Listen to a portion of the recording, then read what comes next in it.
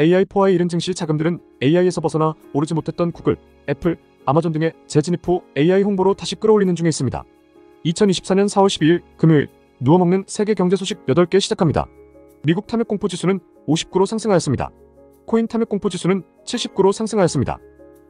미국 도매물가 PPI 예상치 하회, 나스닥 상승. 전날 소비자물가 지수 CPI와 달리 도매물가인 생산자물가 지수 PPI가 예상보다 낮게 나오며 인플레이션 재상승 공포를 다소 누그러뜨렸습니다. 식품과 에너지, 무역 서비스를 제외한 근원 PPI도 전월 0.3% 상승해서 0.2% 상승으로 둔화를 나타내었는데 PPI는 연방준비제도 패드 연준이 금리 인하를 위해 물가 기준으로 삼는 개인소비지출 PC의 선행지표로 평가되다 보니 영향을 크게 끼친 것 같습니다. 2. 아마존, 데이터센터, AI, 우주위성까지 발표. 앤디 제시 아마존 최고 경영자 CEO는 주주들에게 보낸 연례 서한에서 앞으로 수년간 AI가 회사의 수백억 달러의 수익을 견인할 것으로 기대한다면서 세상을 변화시키는 AI의 상당 부분이 AWS 아마존 클라우드 부문 아마존 웹서비스에 구축될 것으로 낙관한다고 자신했다 전하였습니다.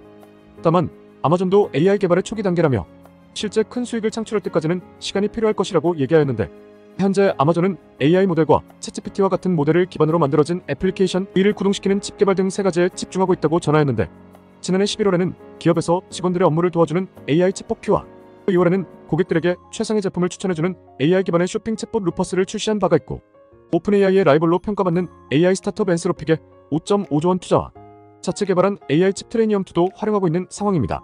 아마존의 스트리밍 서비스인 프라임 비디오 위성 인터넷 사업 전망도 낙관하였는데 프로젝트 카이퍼라는 스페이스X와 같은 향후 10년 안에 최대 3,236개의 위성을 쏘아 올려 위성 인터넷 사업을 한다는 계획도 발표하였습니다.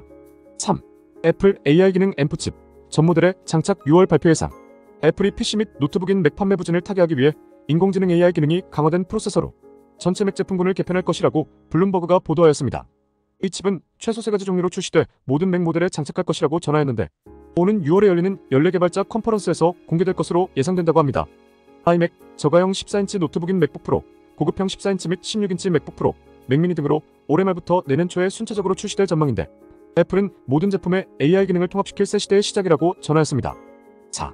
한국금리 10회 동결 3.5%. 소비자물가 상승률이 2달 연속 3%대의 농산물 가격이 들썩이는 가운데 국제유가도 중동지역 분쟁 향방에 따라 오름세를 자극할 여지가 커 물가지표가 불안한데 고금리 장기화로 민간 소비가 침체 내수 회복세가 부진한 점은 기준금리 인하 필요성에도 힘을 싣고 있어 딜레마에 빠진 하나는 결론적으로 미국보다 금리를 높게 인상 못한 시점부터 미국 금리 인하의 시작 전에는 어떤 행동도 할 수 없는 것으로 풀이되며 그에 따라 통화 완화 선호 목소리는 금통위 내부에서 힘을 얻기 힘들어질 것이라고 전하였습니다. 5. 유럽 금리 5회 동결 6월 인하 시사. 유럽중앙은행이 12일 기준금리 등 주요 정책금리를 동결하면서도 오는 6월 금리 인하 가능성을 시사하였습니다. 미국 연방준비제도 패드보다 먼저 인하에 나설 수 있음도 예고한 것인데 22는 기준금리를 연 4.5%까지 올린 뒤 5차례 연속 동결 행보를 이어오고 있으며 인플레이션이 목표치에 지속적으로 수렴한다는 확신을 갖는다면 통화정책 제한 수준을 낮추는 게 적절할 것이라고 전하였습니다. 이날 공개된 성명 내에는 현 금리 유지와 관련해 충분히 오랫동안이라는 표현이 삭제됐고 우리는 패드가 아니기에 미국 인플레이션과 상관없이 유럽 데이터에만 의존하겠다고 말하였습니다. 6. 중국 부동산 접고 제조업 지원 GDP 전망 상향 중. 중국 성장 전망치를 골드만삭스는 4.8%에서 5%로 모건 스탠리는 4.2%에서 4.8%로 상향 조정하였습니다. 전망치 상향은 3월 차이신 제조업 구매관리자지수 PMI가 5개월째 확장 국면을 나타낸 뒤 나왔는데 골드만삭스는 최근 중국의 거시 데이터는 견고했다며 제조업 데이터는 중국 경제가 지난해 말 바닥을 확인하고 반등하고 있음을 시사한다고 밝혔고 모건 스탠리도 최근 보고서를 통해 중국 정부의 공급망 업그레이드에 초점을 맞춘 정책이 제조업 부문의 강한 자본 지출을 견인할 것으로 보인다고 전망하였습니다. 중국 경제는 부동산과 소비가 여전히 취약한 가운데 제조업의 지원을 이어나가며 반등을 모색하고 있습니다. 7. 중국 아파트 1+1 마케팅 베이징 사면 지방에 한 채 더. 부동산 시장 침체 등에 따른 경기 둔화가 심각한 중국에서 주택 한 채를 사면 또 다른 한 채를 공짜로 주는 1+1 마케팅이 등장했습니다. 수도 베이징의 한 부동산 분양업체가 내놓은 이 전략은 베이징 아파트를 구입한 소비자에게 산둥성 옌타이의 바다 전망 아파트를 공짜로 주는 방식인데 중국 당국은 부동산 관련 각종 규제를 폐지하며 활로를 찾고 있지만 대형 개발업체의 추가 청산 위기까지 이어지는 등 시장은 아직 겨울을 벗어나지 못하고 있다 전하였습니다.